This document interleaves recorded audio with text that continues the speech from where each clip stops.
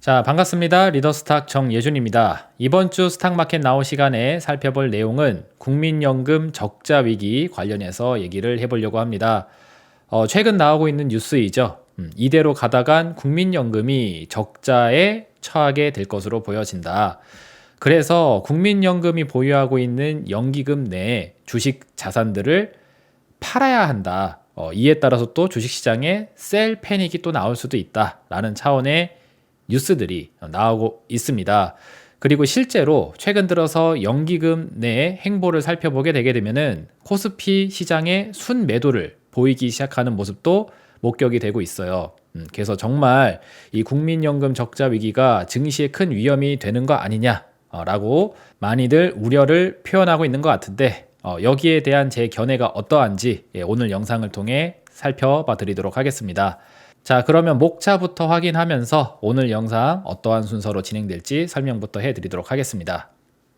자, 첫 번째 내용은 국민연금 적자 위기 관련된 현상에 대해서 일단 체크를 먼저 해드리려고 하고요. 두 번째는 실제 연기금이 코스피 시장에서 어떤 행보를 보이고 있는지 순매매 동향을 차트를 통해서 체크를 해드리는 시간 갖도록 할 것이고, 마지막으로 1번, 2번 항목에 대한 종합적인 견해를 해드리면서 마무리를 해드리도록 하겠습니다. 자, 그러면 첫 번째 내용으로 국민연금 적자 위기 현황 어떻게 진행되고 있는지 살펴봐 보도록 하겠습니다. 자, 1부입니다. 첫 번째는 국민연금 적자 위기 관련된 현황인데 결론적인 얘기부터 하게 되면은 4년 뒤에 보험금 지출이 보험료 수입을 넘어설 수 있게 될 거다라는 전망이 최근에 보고가 돼서 나왔습니다. 기사를 바로 보면서 설명을 이어가 보도록 할게요. 자, 기사 내용 함께 살펴보시면 4년 뒤엔 거둔 돈보다 줄 돈이 더 많아진다. 국민연금 충격 보고서라고 쓰여져 있습니다. 그래서 국민연금 연구원에서 중기 재정 전망을 해봤더니 4년이 지났을 때에는 국민연금 보험료 수지가 적자세로 돌아설 걸로 보여진다. 그래서 연금 지출이 보험료 수입을 추월하게 된다라고 되어져 있습니다. 그러니까 국민연금에 의해서 모아진 이 연금액이 고령층들에게 지출이 일어나게 돼야 되는데 그 고령층들에게 줄 돈들을 젊은 연령층들이 충당을 해줘야 되잖아요. 그렇죠? 그래서 젊은 연령층들이 보험료를 내주는 금액보다 국민연금이 고령층들에게 줘야 할 돈이 더 많아지게 되는 시간이 4년 뒤에 찾아온다 라는 이야기이고, 그리고 이게 5년 전에 추정했었을 때보다 3년이 더 빨라졌다라고 합니다. 그러니까 5년 전에도 국민연금 연구원에서 중기 재정 전망에 대해서 보고서를 냈었었는데 그때는 2030년, 여기 보시면 이게 2030년 보이시죠? 자, 이때가 돼야지만 전환기가 찾아올 거라고 계산을 했대요. 보험료 지출이 보험료 수입보다 더 높아지게 되는 상황이 2030년쯤이나 돼야지 찾아올 걸로 추정을 했었었는데 이게 3년 더 빨라졌다. 그래서 2027년이 되면은 전환기가 벌써 찾아오게 된다라는 보고서가 나왔다라는 겁니다. 그리고 주식 투자하시는 분들이 여기에 대해서 염려하는 건 뭐냐면은 증시의 셀 리스크, 이 셀 리스크가 본격화할 듯이라고 되어져 있죠. 이게 무슨 얘기냐면은 국민연금에 의해서 모아진 이 금액들이 어떻게 쓰여지는지를 대략 이해를 하셔야 됩니다. 일단 그 고령층에 해당되는, 즉 지출을 해줘야 될 사람들에게 국민연금액을 지출을 일단 다 해요. 그리고 나서 남는 금액 있죠. 그 남는 잉여 금액을 주식도 사고 뭐 채권도 사고 부동산 관련 상품도 사고 해서 분산 투자를 해 놓습니다. 그리고 이게 시간이 지나면서 수익을 내주겠죠. 그럼 그 수익에 해당되는 만큼 자산이 불어나야지 그 다음 세대에게도 똑같이 연금을 지출해 줄 수 있게 운영이 될 수가 있어요. 그래서 지출해 주고 남은 돈, 연금을 지출하고 남은 돈이 연기금이란 이름으로 쌓이게 되는데, 그렇게 쌓아놨었던 자산들이 이제는 줄 돈이 부족해지게 되니까, 연금 지출을 해야 될 돈이 부족해지게 되니까 그동안에 쌓아놨었던 자산을 팔면서 이거를 매각하면서 여기서 생긴 돈들을 바탕으로 지출을 해줘야 되는 상황이 찾아오게 된다라는 겁니다. 그러니까는 주식에서도 연기금에 매도세가 나올 수 있다는 거예요. 그래서 4년 뒤에 국민연금을 주려면은 보유 주식을 지금 팔아놔야 된다라는 이야기가 나오고 있는 겁니다. 자, 그럼 대략적으로 내용 이해가 되셨을 텐데 조금만 더 깊이 있게 들어가 보시게 되면은 여기 고물가, 개혁 방치라는 단어가 나오게 됩니다. 자, 여기에 대해서도 대략적으로 좀 이해를 하고 넘어가시는 게 좋아요. 왜 그러냐면은 이 연금이 이 물가에 의해서 계산이 됩니다. 무슨 얘기냐? 제가 지금 젊은 세대일 때 열심히 국민연금을 내서 65세가 넘어간 이후 고령층이 되었을 때 이거를 받는 거잖아요. 근데 제가 젊은 세대일 때 열심히 돈을 냈었을 때 그 돈의 가치와 제가 나이를 먹어서 30년이 지났을 때 그 돈의 가치는 다르지 않습니까? 더 쉽게 이야기하면은 지금 새우깡 한 봉지가 예를 들어서 1,000원이다 했었을 때 30년이 지났을 때도 똑같이 새우깡이 존재한다고 해볼게요. 근데 그때의 물가는 3,000원, 4,000원일 수도 있다라는 거죠. 그러면은 지금 예를 들어서 연금액을 1억을 부었는데 30년이 지났을 때는 똑같은 가치를 가지려면은 물가 상승률만큼의 돈을 받아야 돼요. 그러니까 지금의 1억이 미래에는 3억의 가치가 있어야 된다라는 겁니다. 이해되셨죠? 그래서 물가 상승률에 해당되는 만큼 연금 지출액을 늘려줘야 돼요. 그래야 똑같은 가치의 금액을 주게 될 수 있는 거니까. 이해되셨죠? 그래서 물가가 높아지면 높아질수록 국민연금이 지출해야 되는 돈의 액수가 커지게 됩니다. 그러니까 이 고물가가 문제라고 이야기하는 거고, 그리고 근로가 가능한 인구, 그리고 근로가 불가능한 인구, 그러니까 고령층이 되면은 일을 할 수 없잖아요.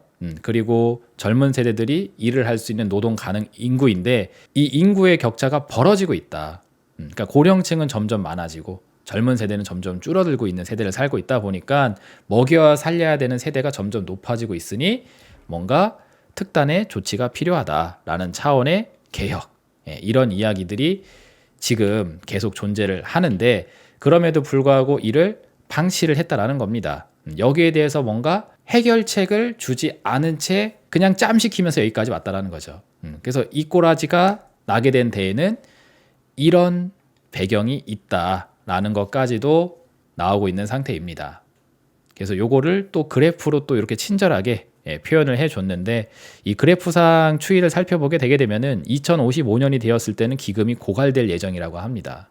그러니까 지금 열심히 국민연금을 납입하고 있는 젊은 세대 30살, 35살 정도 되시는 세대가 30년이 지난 다음에는 내가 받을 돈이 고갈될 수도 있다라는 그래프예요. 그러니까 지금 열심히 국민연금을 내봤자 나 늙었을 때 받을 돈이 없어지게 되면 지금 내가 내는 국민연금은 어떻게 되는 거냐, 이렇게 또 불안해 하시는 세대가 또 생기고 있다라는 거죠. 그리고 좀 더 중요하게 살펴봐야 되는 거는 이 그래프상 이 변곡점이 되는 시기입니다.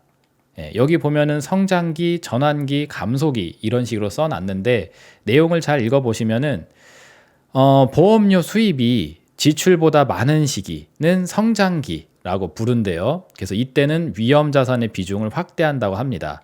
뭔 뜻이냐? 젊은 세대가 납입하는 그 보험료 납입금이 그래서 국민연금에 모이는 그 수입분이 되겠죠. 그게 고령층에게 줘야 되는 지출보다 높을 때, 그러니까 수입이 지출보다는 더 많을 때, 그러면 잉여 자산이 생기게 되죠. 그럼 그 잉여 자산이 생기는 만큼 위험 자산의 비중을 확대하면서 이어갈 수가 있습니다. 그래서 지출해 줄 것 다 지출해 주고 남은 잉여금, 그 연기금을 가지고 주식도 사고 뭐도 사고 한다고 했잖아요. 근데 그 주식은 위험 자산에 해당이 됩니다. 그래서 남는 게 많으면 지출해 주고 남는 게 많으면은 이것은 주식을 사주는데 비중을 확대해 나간다. 그거는 성장기라고 해요. 그래서 이렇게 기금을 쌓아 나갈 수가 있게 되는데 어느 기점서부터는 보험료 수입보다 지출이 더 높아지게 되는 시간이 찾아오게 될 것이고 그게 2027년이라고 지금 추정을 하고 있는 상태라고 합니다. 그럼 이때서부터는 어떻게 해야 되느냐?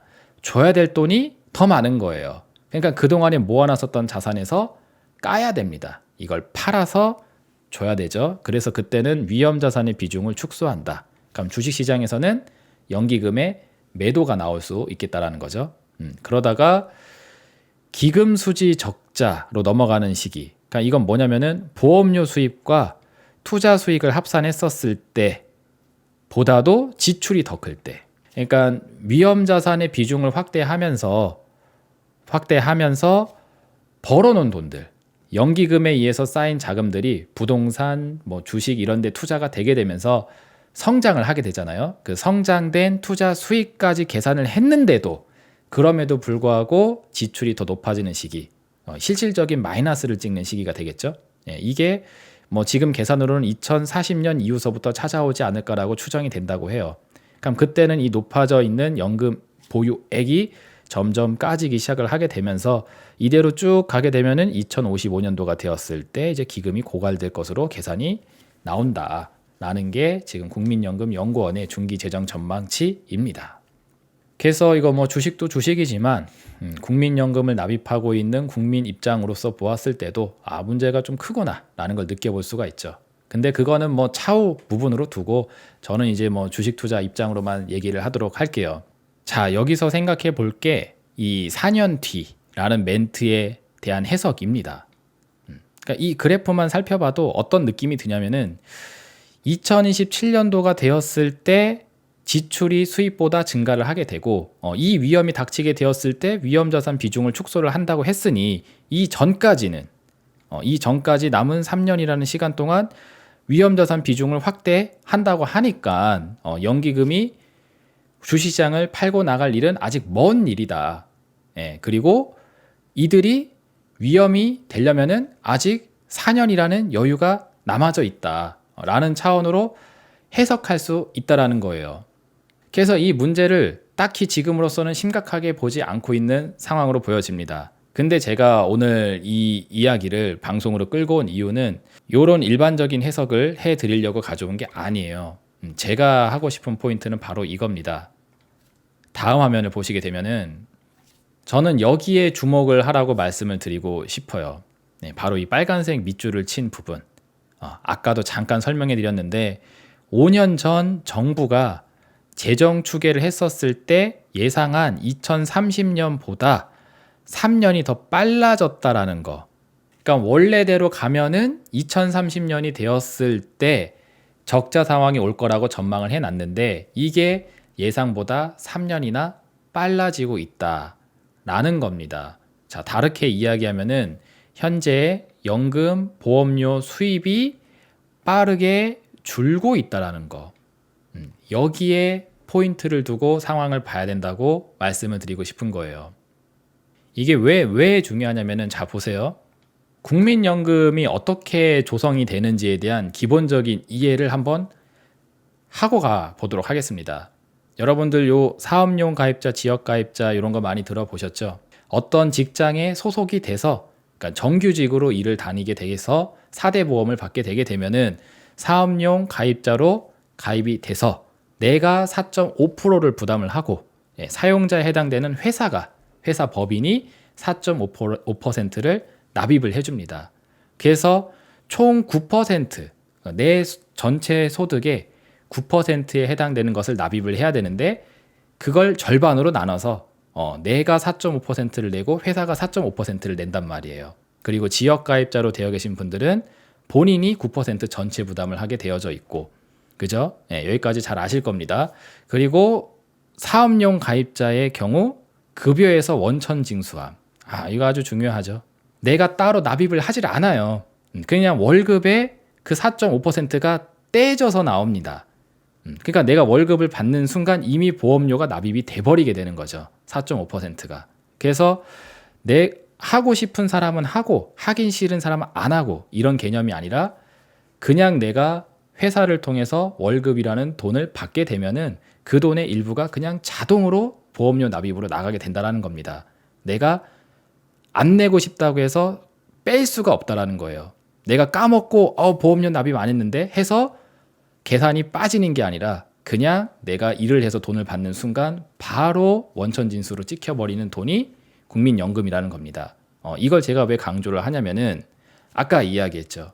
현재 보험료 수입이 빠르게 줄고 있다라고 말씀드렸잖아요. 그쵸? 이거를 여기다가 대입을 해서 생각을 해보게 되면은 이런 결론이 나오게 됩니다. 현재 보험료 납입금이 빠르게 줄고 있다는 것은 근로자들의 생산력이 떨어지고 있다는 거예요. 그러니까 월급을 받는 즉시 원천 징수가 돼서 떼서 올라간다고 했잖아요. 그렇죠?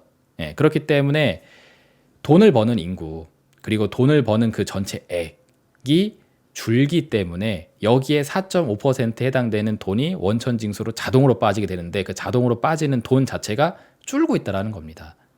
그럼 4대 보험을 받으면서 근로노동을 하는 사람의 인구가 줄고 있기 때문에 이런 현상이 나오는 거거나 아니면은 월급이 깎여서 예를 들어서 500만 원 월급에 4.5%를 냈었던 사람이 월급이 예를 들어서 300만 원으로 깎였다고 쳐요.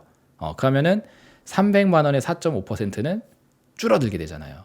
그래서 급여가 줄었다든지 아니면 원래 일을 하는 사람이었었는데 일을 안 하게 되니까 일을 못 하게 되니까 국민연금 낼 돈이 없죠.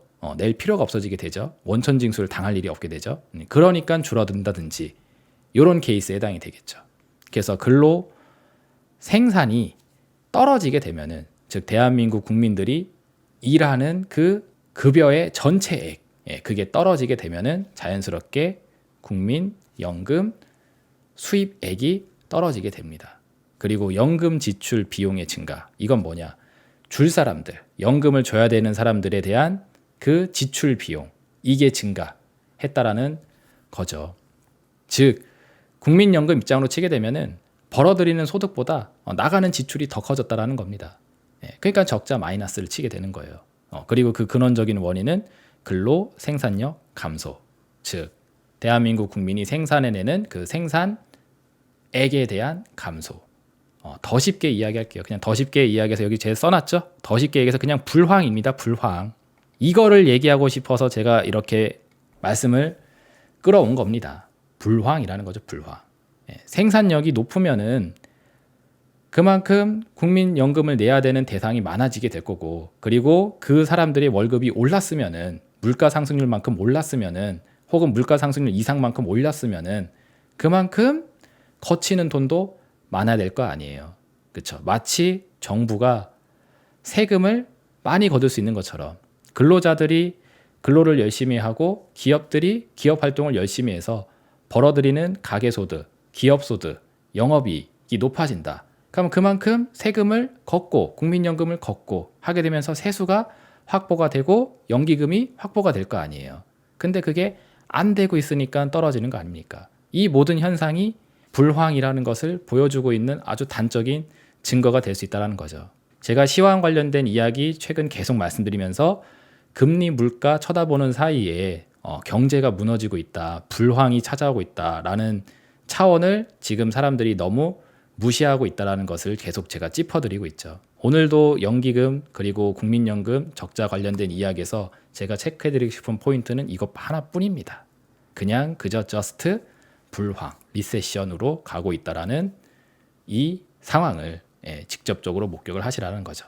그리고 재밌는 거는 4년 뒤나 되었을 때 연기금이 도망갈 거라고 생각을 하도록 보고서를 냈는데 이상하게 최근 들어서 연기금의 순매도 행보가 목격이 되고 있습니다. 여기에 대한 부분은 2부로 넘어가서 HTS 화면과 함께 설명을 드려보도록 할게요. 자, 2부 연기금의 순매매 동향 살펴보도록 하겠습니다. 코스피 차트를 열어놓고 거기서 연기금의 순매매 상황이 어떻게 되고 있는지를 직접 체크를 하면서 가보도록 할게요. HTS 화면으로 전환을 한번 해보도록 하겠습니다. 자, 지금 보고 계신 차트 화면은 코스피 주봉 차트이고요. 제가 여기다가 외국인 투자자들의 수급 동향 그리고 여기 연기금의 수급 동향을 체크를 해놨습니다. 이 대신증권 사이버스에서 제공해주는 이 HTS 같은 경우에는 이 기관 중에서도 이 연기금 수급만 따로 떼서 볼 수 있게 해놨어요. 이게 다른 HTS에서는 제공이 안 되는 경우도 있는 걸로 알고 있는데 여기에서는 이렇게 따로 떨어뜨려서 제공을 해줍니다. 그래서 개인적으로 되게 잘 보고 있어요. 그래서 연기금의 추이만 떼서 기관 전체가 아니라 연기금만 떼서 보도록 하게 되면은 이런 현상이 목격이 되고 있습니다. 조금 크게 확대를 해서 보여드릴게요. 자, 이렇게 6월 셋째 주, 넷째 주 당시에 연기금 쪽에서의 순매도액이 평상시 대비 꽤 높은 수준으로 목격이 되고 있고, 공교롭게도 이때가 코스피가 2650포인트를 찍으면서 최고가를 한번 찍어줬었을 때 이 타이밍에 맞춰가지고 연기금 순매도액이 좀 높아졌어요. 그러니까 연기금이 이때 순매도를 좀 과하게 친 탓에 상승하던 분위기를 약간 꺾었다라고도 볼 수 있을 만한 그런 이제 해석이 좀 되겠죠. 그리고 이때 당시 거래 대금도 보시게 되면은 평상시 대비 살짝 또 올라가져 있는 모습을 볼 수가 있습니다. 그래서 요 2주 동안 음봉이 나오는 시간 중에 거래 대금이 평상시 대비 요 검정색 선이 62평선이에요. 저는 평상시에도 거래량 차트에 이평선을 놓고 봅니다. 그래서 이평선을 하회하면은 평상시보다 조금 저조한 거래가 나왔구나 라고 보고, 이평선을 넘어가는 거래 대금이 목격이 된다 그러면은 평소보다 좀 더 거래가 활발하게 일어난 날이었구나, 이렇게 판단을 하거든요. 근데 요 2주 동안의 흐름을 보게 되면은 평상시보다는 조금 높게 거래 대금이 확인이 되고 있고, 높은 거래 대금이 확인되는 요 시간대에 연기금이 여기서 그리고 여기서 순매도를 살짝 좀 높게 보인 감이 있습니다. 그러니까 여기서 먼저 좀 이상 행보가 나오기 시작을 하고 있다라는 거죠. 그래서 국민연금의 적자 위기에 의한 셀링 이런 것들이 지금 벌써 시작된 거 아니냐 라는 차원의 해석도 약간은 해볼 수는 있는데, 사실 이 수치가 그렇게 엄청나게 크진 않다고 저는 보거든요. 평상시보다 조금 높았을 뿐이지. 가만히 보시면은 요게 100만, 1000만억, 10억, 100억, 1000억, 8700억 규모의 순매도가 목격이 됐어요.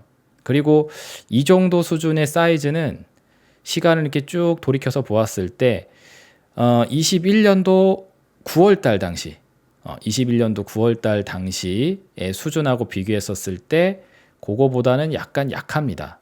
보이시죠? 이때 당시는 수치가 요 밑에까지 내려가면서 1조 원을 넘어섰어요. 일주일 동안 1조 원 이상의 순매도를 보였을 이력이 요때 있었었고, 지금은 그때보다는 좀 덜 합니다.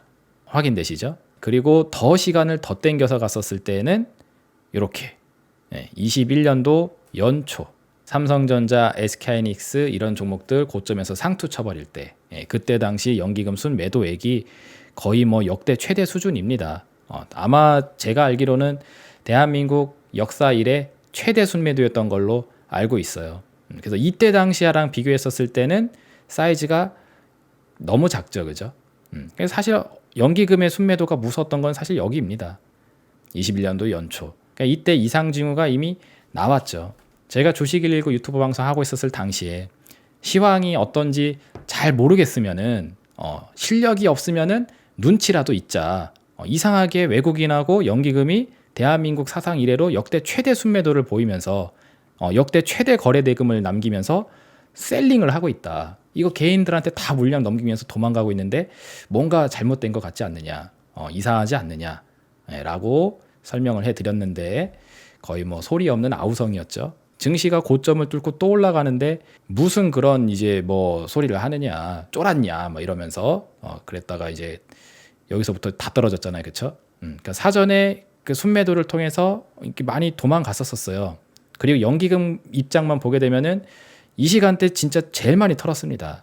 그래서 이때 사이즈하고 비교했었을 때 지금의 순매도액은 그렇게 크지가 않긴 해요. 그래서 저는 연기금의 이 순매도액이 갑자기 증폭을 하고 그리고 연기금발 증시 충격이 찾아오고 있다라는 해석은 약간 좀 과한 감이 있다라고 보여지고, 오히려 이때 21년도 이때가 훨씬 심했죠. 거래 대금도 엄청 높고 이 엄청 높은 거래 대금의 대다수를 연기금이 다 차지하고 있습니다. 대한민국 시총상위 우량주들을 이 시점에 굉장히 많이 팔았어요. 근데 이때는 뉴스가 없었었죠.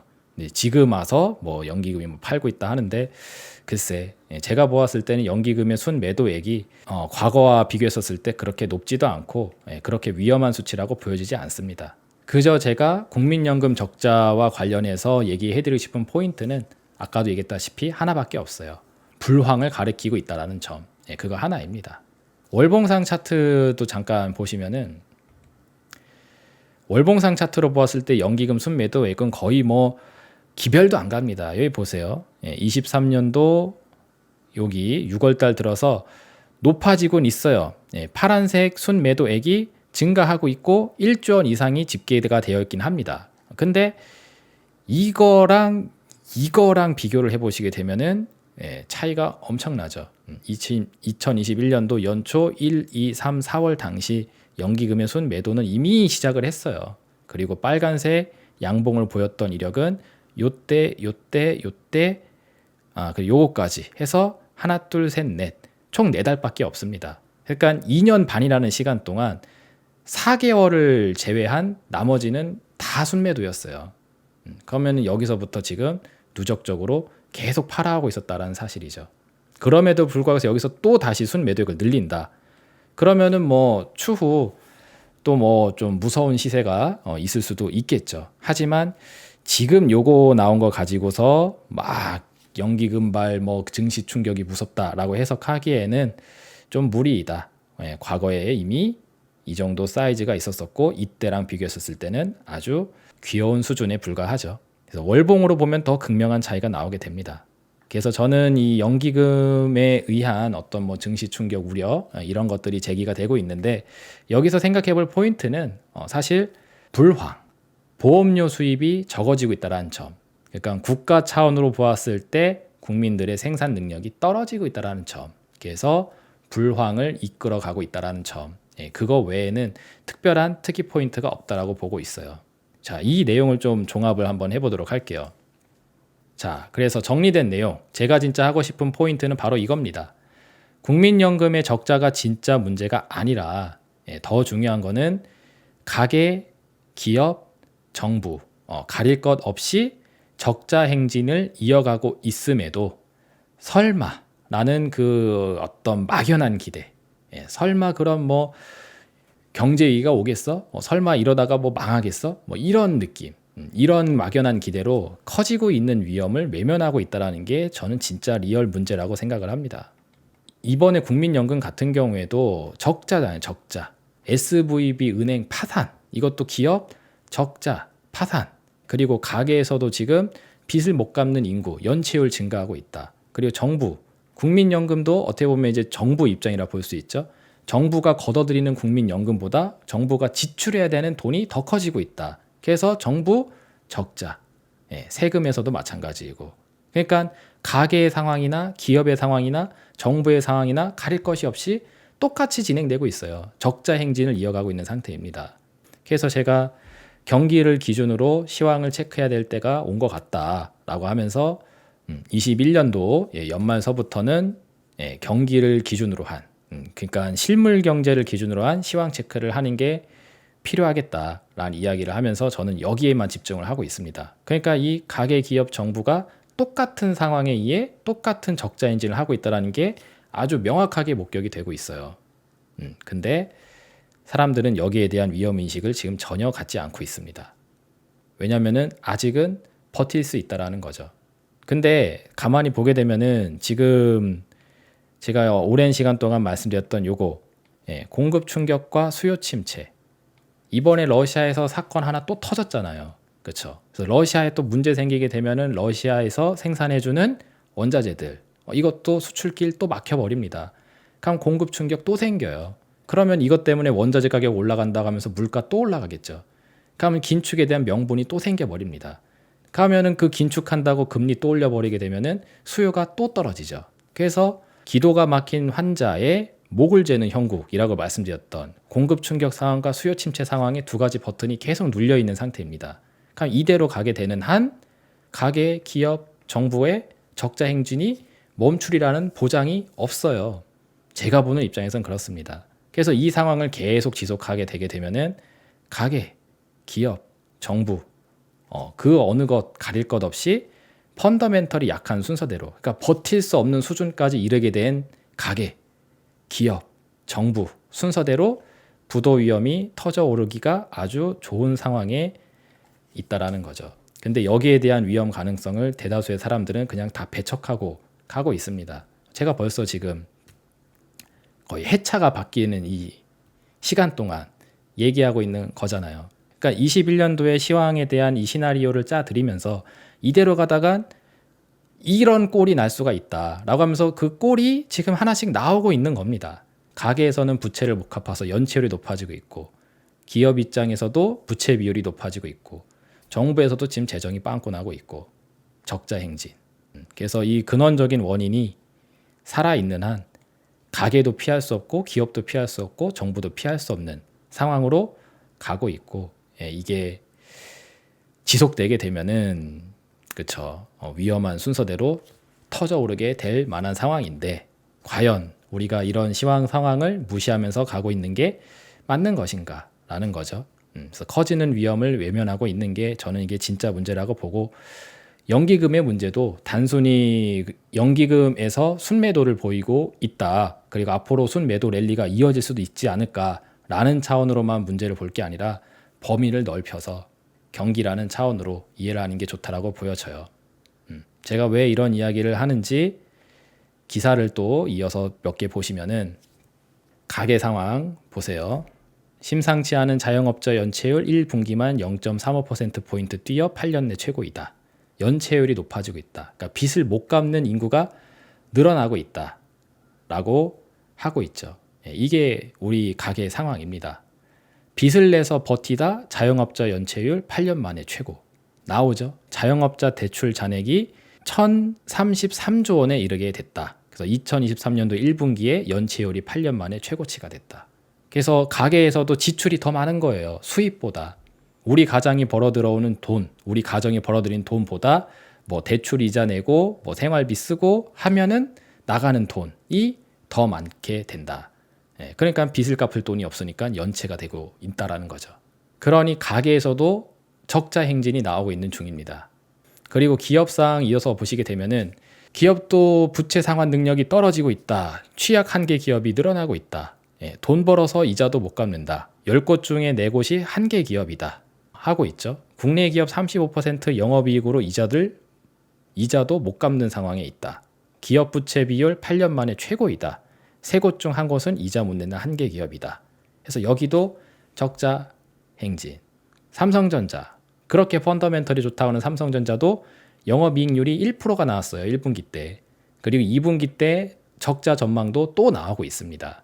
대한민국에서 가장 튼튼한 회사로 불리우는 시총 1위 기업인 삼성전자마저도 벌어들이는 수익의 99%는 비용으로 날아가고 1%밖에 못 남겼다고 하잖아요. 1분기 때. 이런 식으로 기업의 펀더멘털이 떨어지고 있고, 그나마 그동안에 벌어놓은 돈들이 있었던 그런 회사들 같은 경우에는 버틸 수 있는 여력이 있지만, 영세한 기업들 같은 경우에는 그동안에 벌어놓은 자산이 작기 때문에 부도 위험, 파산 위험으로 넘어갈 수 있는 곳도 많이 생기고 있는 중에 있습니다. 그리고 마지막으로 정부 상황 보았을 때, 이게 국민연금에서 했던 이야기랑 똑같은 관점의 이야기예요. 덜 거친 국세 수입 34조 원, 4월 한 달만 역대 최대 10조 원 펑크가 났다. 국민들이 열심히 일을 해서, 기업들이 열심히 일을 해서 벌어들이는 소득이 있어야지 그 소득분의 세율만큼을 나라가 걷어가는 거잖아요. 그렇죠? 근데 국내 국민들이 벌어들인 소득이 줄어들고 기업의 영업이익이 줄어들으니까 그만큼 거둘 게 없는 겁니다. 그래서 정부가 재정을 써서 쓸 돈은 많은데 세수는 안 거치는 거예요. 그러니까 정부에서도 지금 적자 재정을 이어가고 있는 상태이죠. 이게 우리나라만의 이야기가 아닙니다. 미국도 최근에 그래서 재정 고간에 바닥났다고, 부채한도 올려야 된다고 했었었죠. 그래서 우여곡절 끝에 겨우겨우 올려놓긴 했는데 신용이 위험하다고 하게 되면서, 우리나라도 적자 재정을 쓰게 되면은 신용 위험이 생길 수 있으니까 재정을 긴축적으로 가자라는 기조가 나오고 있잖아요. 그래서 안 그래도 벌어들이는 세수가 없는데 여기에 긴축 재정을 하게 되면은 앞으로 벌어들일 돈은 더 많을 예정입니다. 그러니까 이러지도 못하고 저러지도 못하는 상황에서 계속 상황이 악화되어 가고 있는 중에 있죠. 법인세만 4월까지 15조 8천억 급감, 곳곳에서 세수 쇼크이다 라고 하면서 세금의 수입 감소 폭이 지금 증가세에 있는 상태입니다. 그러니까 정부도 적자 행진이에요. 앞으로 다시 돌아가서 보시면은 국민연금만의 문제가 아니라는 거죠. 가계 기업 정부 가릴 것 없이 똑같은 상황. 그럼 이게 왜 일어나게 됐는가? 가만히 살펴보게 되면은 그렇죠. 공급 충격 상황을 긴축이라는 카드로 해결하고자 하면서 수요 침체를 이끌어간 현 시황에 있다라는 거죠. 그래서 저는 이 두 개의 버튼이 풀리게 되는 상황이 오지 않는 한 현상 지속이 되는 거고, 현상 지속을 하는 한 이 펀더멘털이 약한 순서대로 부도임이 터져오르는 이 상황을 그냥 넘길 수가 없을 거로 보여지기 때문에 이게 터져서 상황을 끝내던 혹은 공급 충격 수요 침체라는 이 두 개의 버튼이 풀리던 두 가지의 중에 하나의 상황이 와야 된다고 보는 입장입니다. 그러지 않고서는 시황에 대한 변화가 있다라고 저는 보지 않아요. 많은 사람들은 지수가 몇 포인트인지를 가지고 이게 상승장이냐 하락장이냐라고 이야기하지만 21년도에 제가 이미 말씀드렸을 때 요거 경기라는 차원에 대해서 집중을 하시라고 얘기를 했고, 이게 유지되는 한 이 문제를 피하기가 힘들다라고 봅니다. 그래서 국민연금의 적자 소식은 우리의 불황을 뜻하고 있다는 사실을 인지하시면서 그 부분에 시황적 무게를 둬야 한다라는 게 제가 궁극적으로 오늘 방송을 통해 드리고 싶은 이야기 되겠습니다. 그래서 국민연금 문제라니까 뭐 연기금 쳐다보고 뭐 가계배출 문제라니까 가계 쳐다보고 이럴 게 아니라 종합적으로 한눈에 이 상황을 보시고 이 상황이 과연 어떠한 미래를 향해서 가기 위해서 이러는 건지 한번 생각을 해보는 시간이 또 되시길 바라도록 할게요. 자, 그럼 여기까지 해서 오늘 준비한 시황 내용 마치도록 하겠고요. 구독, 좋아요, 알림 설정 유지해 놓으시고 다음 주에 또 새로운 주제를 가지고 만나 뵙도록 하겠습니다. 감사합니다.